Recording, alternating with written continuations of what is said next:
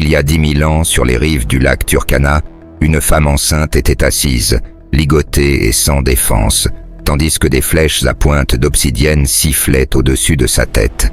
Son enfant à naître était destiné à faire partie du massacre le plus ancien jamais enregistré dans l'histoire de l'humanité.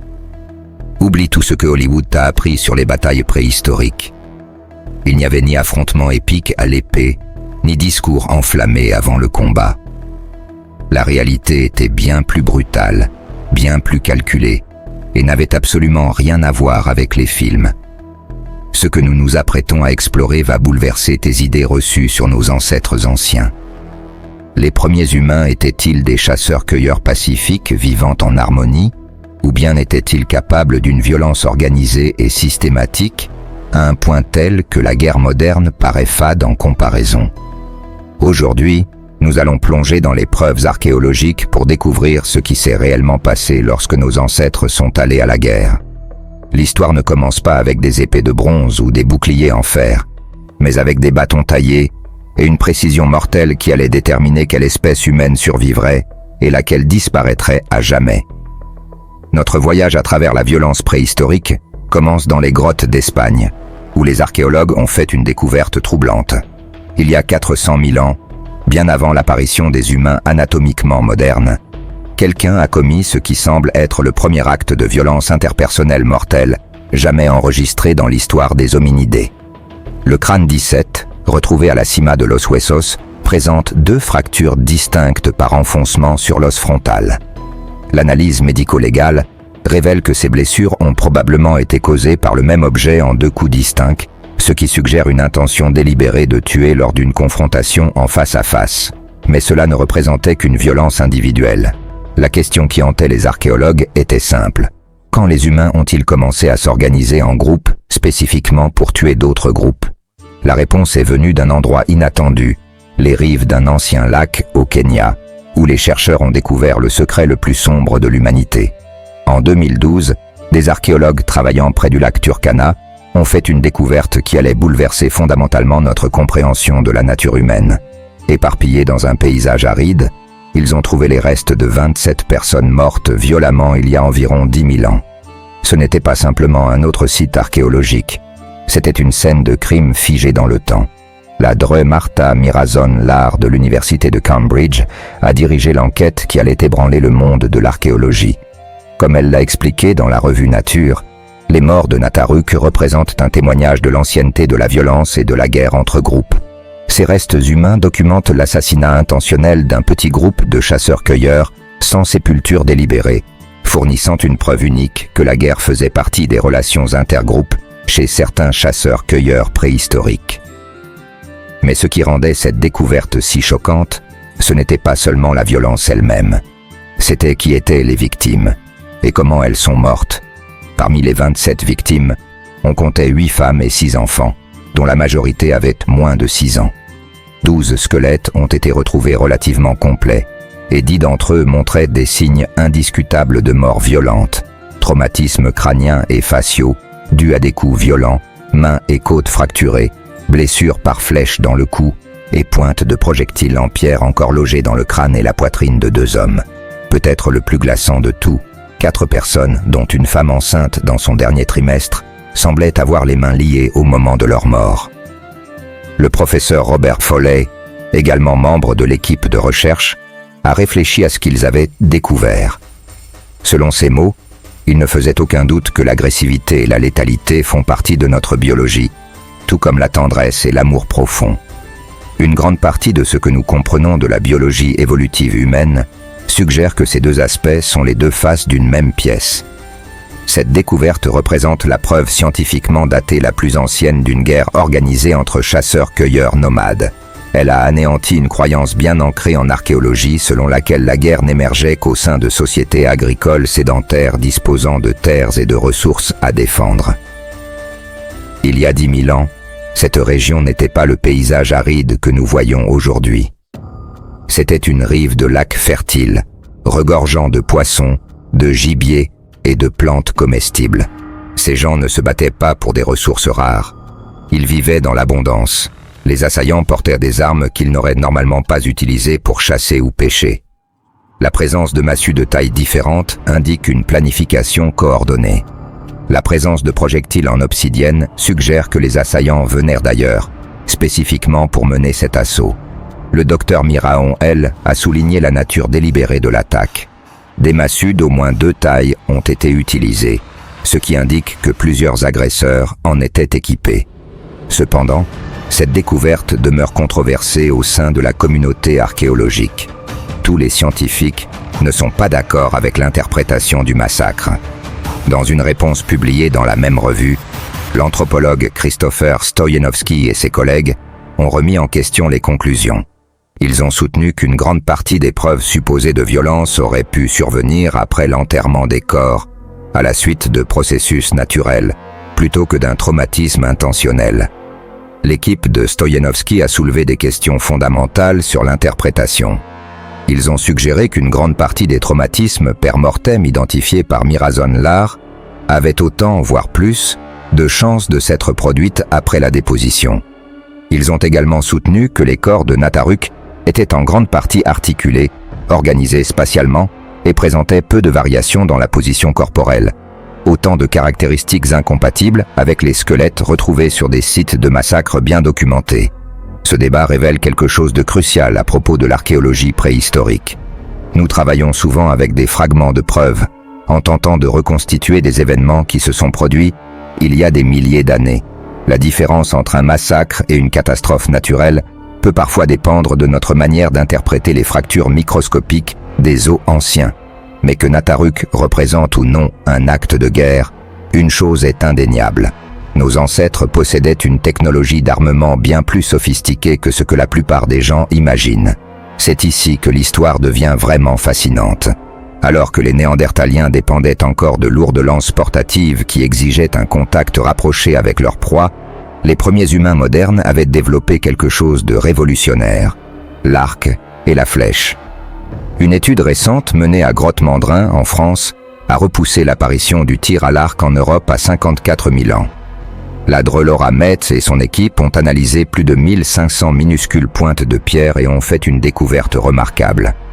Leur étude, publiée dans Science Advance, a révélé que ces très petites pointes étaient sans aucun doute utilisées comme pointes de flèche.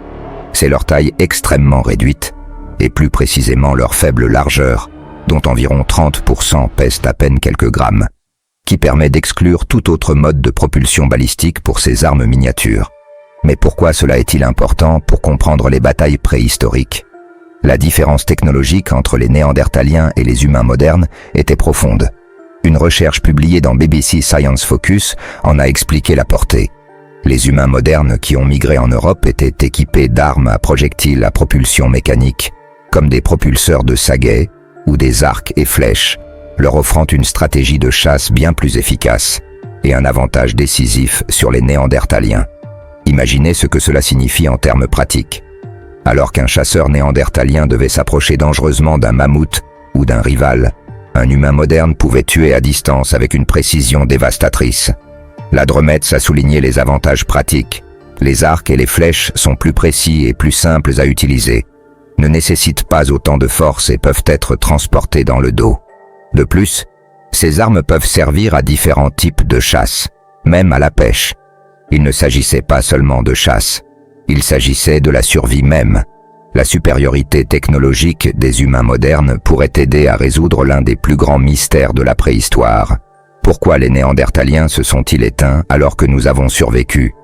Les données archéologiques indiquent que les Néandertaliens ont continué à utiliser des armes de contact rapprochées pendant environ 150 000 ans, démontrant une remarquable stagnation technologique. Pendant ce temps, les humains modernes innovaient rapidement, développant non seulement des arcs et des flèches, mais aussi des adhésifs complexes faits d'ocre, de résine végétale et de cire d'abeille, pour fixer les pointes de projectiles sur leurs hampes. L'étude de Grotte-Mandrin a révélé un contraste saisissant. La recherche montre que les Néandertaliens, contemporains des humains modernes du Néronien, n'ont jamais développé d'armes propulsées mécaniquement. Ils ont continué à utiliser de grandes pointes en forme de lance qui devaient être enfoncées ou jetées à la main, nécessitant une proximité dangereuse avec la proie. Les schémas de traumatisme observés sur les squelettes néandertaliens racontent une vie dangereuse dans des environnements exigus, que ce soit pour la chasse au gros gibier ou lors de confrontations interpersonnelles directes.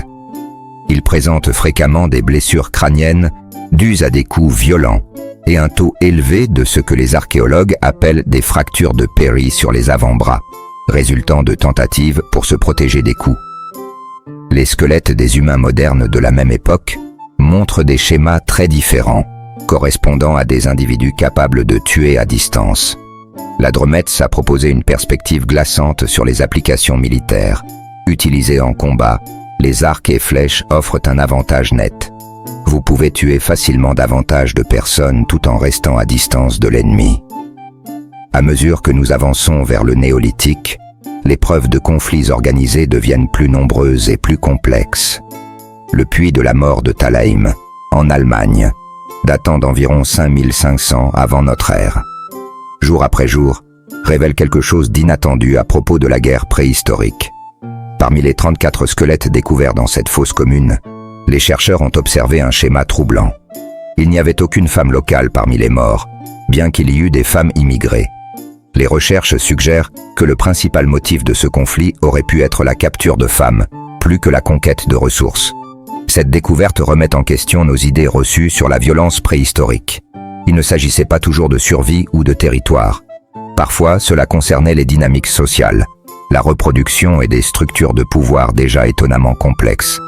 Encore plus intrigantes sont les preuves issues de sites comme Paco Pampa, au Pérou, où des archéologues ont trouvé des restes osseux présentant des blessures violentes qui, clairement, ne relevaient pas de la guerre. Les schémas de traumatisme montrent des signes de guérison, indiquant une violence non létale qui pourrait avoir été rituelle ou cérémonielle. Cette distinction est cruciale.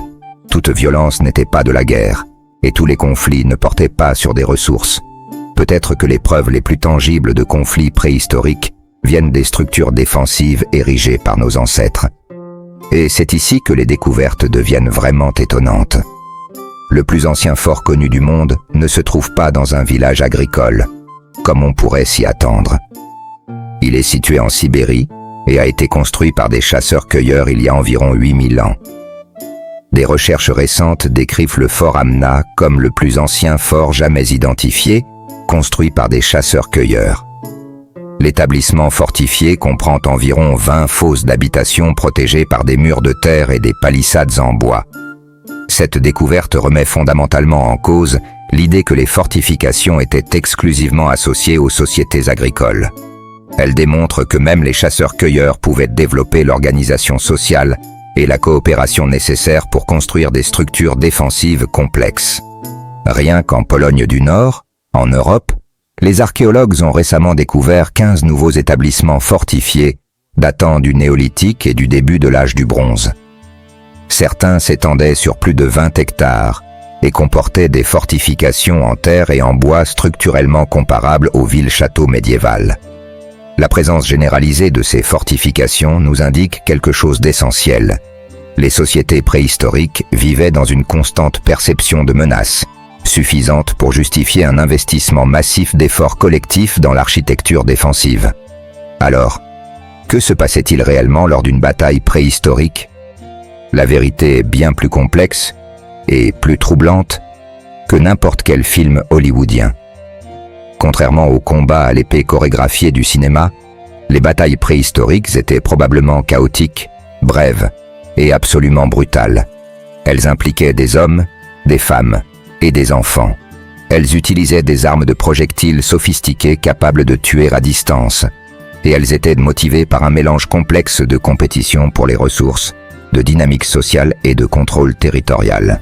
Les archives archéologiques suggèrent que notre capacité à la violence organisée est ancienne, peut-être aussi ancienne que notre capacité à la coopération et à l'amour. Des sites comme Nataruk nous montrent qu'il y a 10 000 ans, les humains étaient déjà capables de planifier et d'exécuter des attaques coordonnées contre d'autres groupes. Mais les découvertes révèlent également une sophistication remarquable. La technologie de l'arc et des flèches, qui a donné un tel avantage aux humains modernes, nécessitait des connaissances complexes en physique, en sciences des matériaux et en ingénierie. Pour créer un arc fonctionnel, il faut comprendre les propriétés du bois, la tension de la corde et la balistique des projectiles. Il ne s'agissait pas de sauvages primitifs brandissant des massues au hasard. Il s'agissait de sociétés intelligentes et organisées, dotées de technologies avancées et de structures sociales complexes.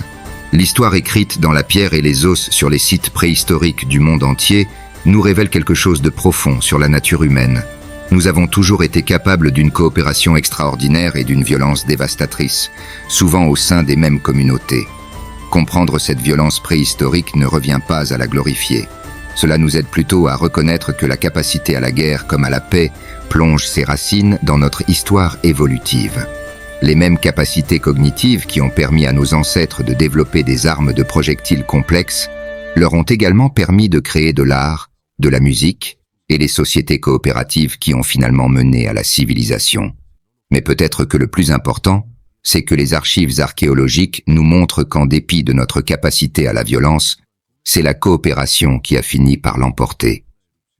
Les sociétés qui ont survécu n'étaient pas nécessairement les plus agressives, mais celles qui étaient les plus adaptables, les plus innovantes et les plus capables de travailler ensemble pour résoudre des problèmes complexes. La véritable leçon des batailles préhistoriques ne concerne pas l'inévitabilité de la violence. Elle concerne les choix que nos ancêtres ont faits et que nous continuons de faire, entre la coopération et le conflit, entre l'innovation et la stagnation, entre la peur et la confiance. Alors que nous faisons face à nos propres défis modernes, ces récits anciens nous rappellent que nous portons en nous à la fois la capacité de détruire et celle de construire quelque chose de meilleur. Le choix, comme toujours, nous appartient.